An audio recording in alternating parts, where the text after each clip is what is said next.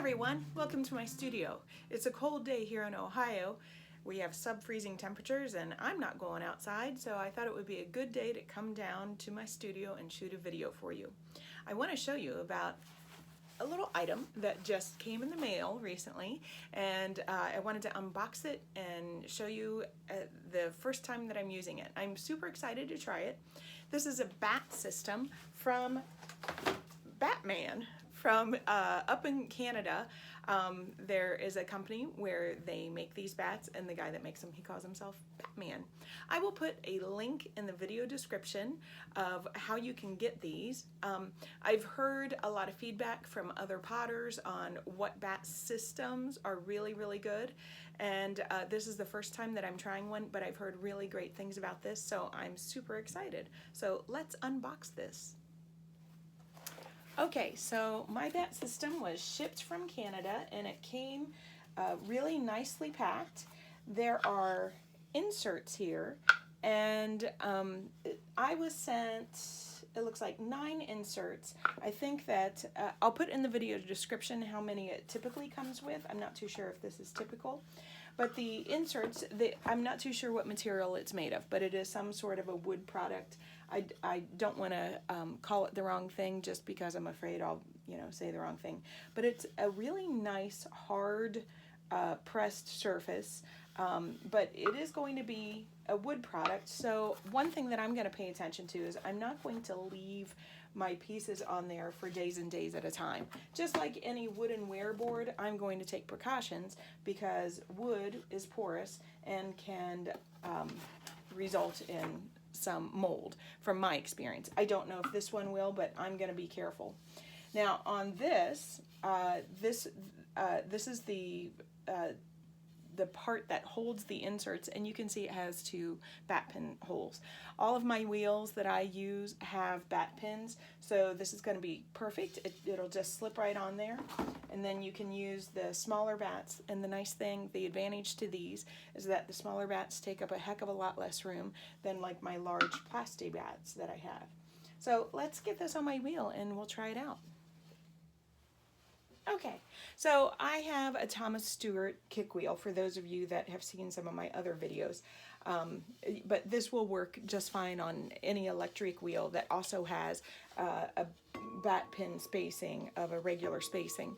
I think that I would probably have trouble at school. I have some Shimpo Aspire wheels. I think there's Shimpo Aspire wheels. They have bat pins that are more narrow, so if I wanted to use it on there, I would probably have to re-drill the holes a little bit. Now, when I put this on, you can see that the bat pin holes are both circular. There's not one that's ovaled. Like on some bats, you're going to have a bat pin hole that is ovaled. So this, it's going to be very snug. And if your bat pin holes are maybe drilled a little bit off center, you might have a little bit of difficulty with this. All right. So there's the holder for the inserts. Bring some of the inserts over, and it goes on just like that, and look at that. It doesn't look like it's gonna wiggle or anything. I suppose if I wanted to, I might try it without and then with. I could use my Batmate. Some of you all have seen me throw in several of my other videos when I use plastic bats, Amico plastic bats most of the time, but I use a Batmate underneath it. I don't know if you can see, it says I am Batmate. It's a great thing to keep the plastic bat from shimmying around. I suppose if I had issues with these moving, I could, but it doesn't look like I'm going to have issue with that, really. I'll grab some clay here, and we'll give it a whirl, see what it feels like. So the really nice advantage to this is if you are throwing things that you're afraid you're going to mess up your surface texture or your form. Maybe you throw really, really thin and you don't like lifting your things off of a bat and putting that on a wear board. This is going to be a nice advantage to this. So pardon my noisiness of my wheel. Okay, so there's a shimmy. You can kind of hear it, you could kind of see it perhaps a little bit. As I pulled out, the insert did move a little bit. So I'm going to try this once without the Batmate, and then I'm going to try it once with the Batmate. A shimmy will happen when you have perhaps a lot of sideways pressure on something. So when I was just pulling up here a little bit, I had some sideways pressure, and that's causing a little bit of a shimmy there. So the one thing to be aware of is that the base, of course, has to stay within that square. I wouldn't want the base to get close to the outside, or else you could start to really get your finger hooked in some of those holes. But I think this is going to be really nice for these small base things like bowls and cups. Going to finish my edge off with a chamois. This cup I'll finish in another video where I'm going to add some texture to the outside of it when I trim.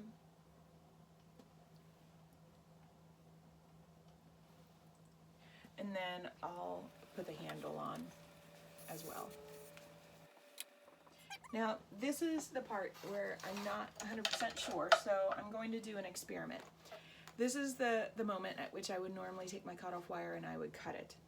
I'm going to do a little experiment though, and on this one I'm not going to cut it because the wood is a porous surface. I'm wondering if it will actually release from the porous surface when it gets leather hard. So I'm going to cut one and not cut one, and we'll see how that looks after it gets leather hard. So there's my first one. Okay, and then for this one, I'm also going to try the Batmate, see if I can stop the teensy bit of the shimmy that was going on. And when you get a Batmate, it's always I refer to it as kind of hard and crunchy. You just dip it in water and it becomes all soft, and as I refer to my students, it becomes flibbly. And I always say that's a technical term. Okay, there we go. Now that's on there secure. Now let's see if the Batmate. This one actually felt like it was a little bit more snug when I just stuck that in there. So maybe it was just the one insert. I'm not too sure. Okay. Now also the other thing that I will not do is I will not leave the Batmate under this when I'm done throwing, because you don't want to have something wet just sitting in contact with wood. I grew up in a house where my dad was a woodworker, so we always had a lot of guidance about how to take care of things that are wooden.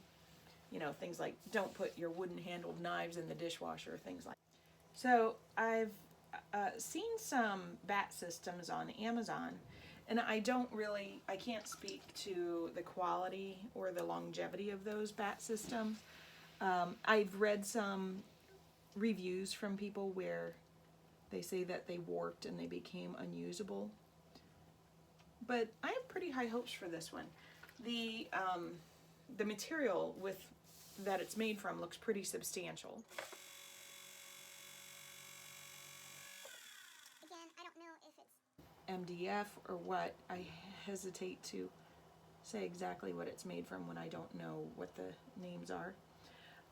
But the thing that I thought was interesting is when this came from Batman, the return address says that it's a sign company. And I thought, well, now that's brilliant, because if they're making signs for exposure to the elements, they'll be able to use all the right materials for this. They'll have the experience. So.